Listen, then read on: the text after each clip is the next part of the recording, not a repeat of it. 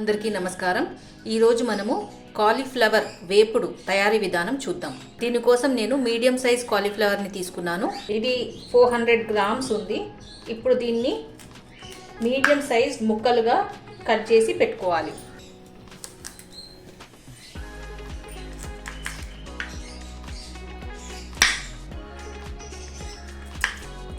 Cauliflower ని ఇలా medium pieces లో కట్ చేసి పెట్టుకున్నాను।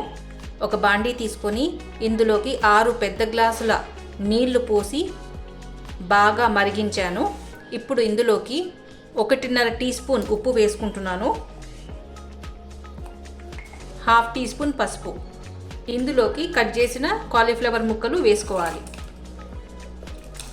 కాలీఫ్లవర్ ముక్కలు నీళ్ళలో వేసుకున్నాక ఒక 10 నిమిషాలు అలాగే వదిలేయాలి। 10 నిమిషాలు నీళ్ళలో ఉంచాక వీటిని తీసి చిల్లుల గిన్నెలో వేసుకుంటున్నాను।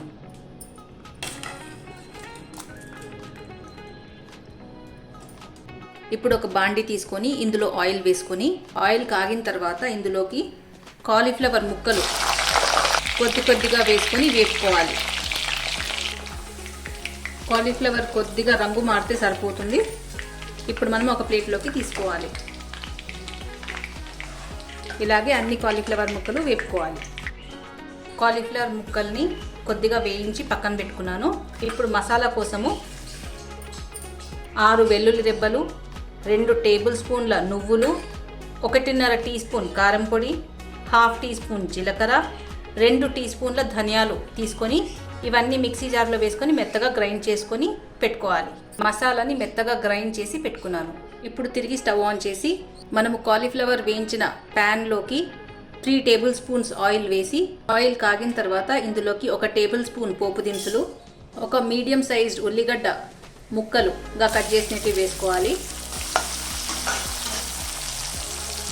2 పచ్చిమిరపకాయ చీలికలు, 2 రెమ్మల కరివేపాకు, ఉల్లిగడ్డ కొద్దిగా వేగిన తర్వాత ఇందులోకి కాలీఫ్లవర్ ముక్కలు వేసుకోవాలి। 1/2 టీ స్పూన్ పసుపు, 1/2 టీ స్పూన్ ఉప్పు,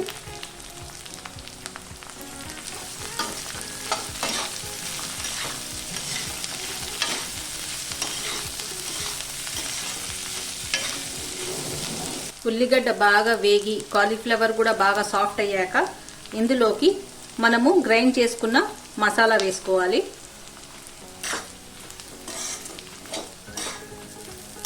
మసాలా వేసుకున్న తర్వాత ఇలా కలుపుకుంటూ 2 నిమిషాలు వేసుకుంటే సరిపోతుంది। మసాలా అడుగంటి మాడిపోకుండా చూడాలి, అందుకే మనము ఇలా కలుపుతూ ఉండాలి। మసాలా వేగింది। ఇప్పుడు ఇందులోకి ఒక 1/2 కప్పు కొత్తిమీర తరుగు వేసుకోవాలి।